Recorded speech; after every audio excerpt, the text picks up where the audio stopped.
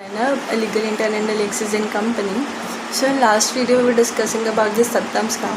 So in this video we'll continue the latter part that we all got to know that he was aggressively buying the property at that time और by hook और by crook या तो वो अपने workers अपने family members सबके नाम पे प्रॉपर्टी बार बार खरीदे ही जा रहे थे. He was not stopping at any point and धीरे धीरे उनके पास उस टाइम पे हैदराबाद की जो मेट्रो लाइन थी उसकी भी इंटरनल इंफॉर्मेशन आ गई.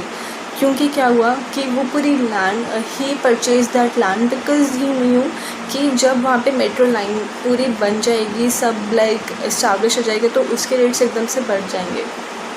तो ऐसे करके वो ऐसे ही प्रॉपर्टीज़ खरीद रहे थे पूरा बाय हुक और बाय क्रुक.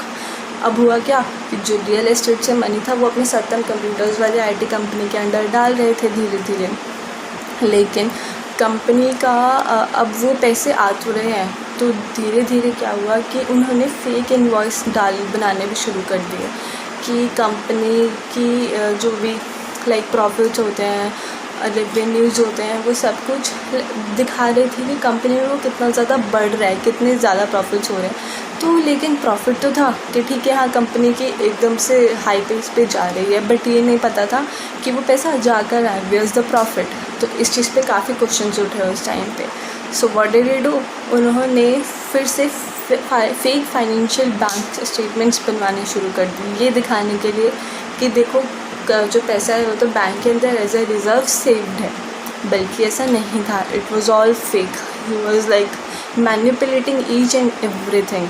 तो ऐसे ही कंपनी के जो वैल्यू थी वो बढ़ती चली गई बिकॉज कंपनी के उस टाइम पर प्रॉफिट भी बहुत ज़्यादा हो रहे थे.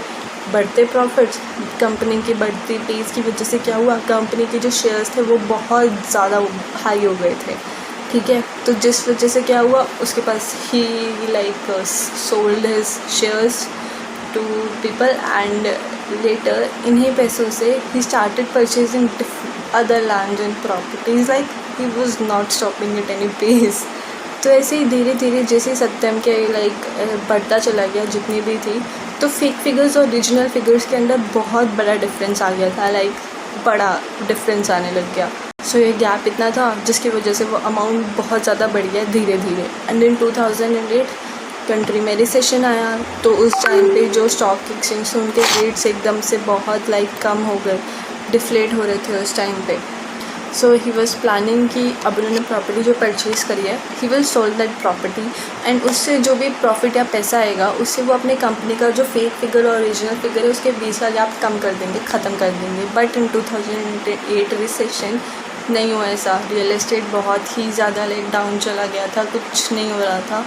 तो इस वजह से ये उनका मास्टर प्लान पूरा फ्लॉप हो गया. एंड इसके साथ साथ ही उन्होंने बहुत सारे मास्टर प्लान्स बनाए थे ताकि इन ओरिजिनल फिगर्स और फेक फिगर्स के गैप को कम कर दें. He was planning to sold his companies Maytas infrastructure and Maytas properties to Satyam Computers his IT industry company.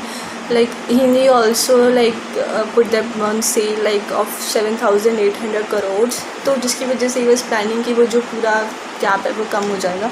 But ये भी पूरा फ्लॉप हो गया उसका पूरा plan. He planned a lot but everything was planned and flopped in that recession. तो company का जो पूरा का पूरा स्टॉक वैल्यू थी वो भी एकदम से पूरी डिक्रीज़ हो गई एकदम से ख़त्म. एंड ये ही प्लान्ड अ लॉट बट कुछ भी काम नहीं हो रहा था. तो इस वजह से क्या हुआ in 2009 finally he gave his confession कि Satyam computers are manipulating the financial statements from a long time. बहुत टाइम से ये चलता आ रहा है. सो अल्टीमेटली ही कन्फेस कि हाँ हम स्कैम कर रहे थे सत्यम कंप्यूटर स्कैम कर रहा है बहुत टाइम से.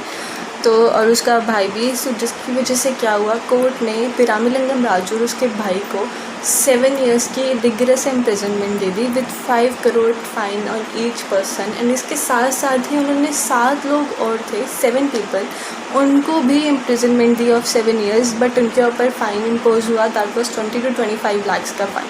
So that was all. जैसे उन्होंने किया ऑल द ये एक बहुत ही बड़ा इंडियन हिस्ट्री में बहुत ही फाइनेंशियल स्कैम रहा है बहुत बड़ा. So that's all for now. Thank you.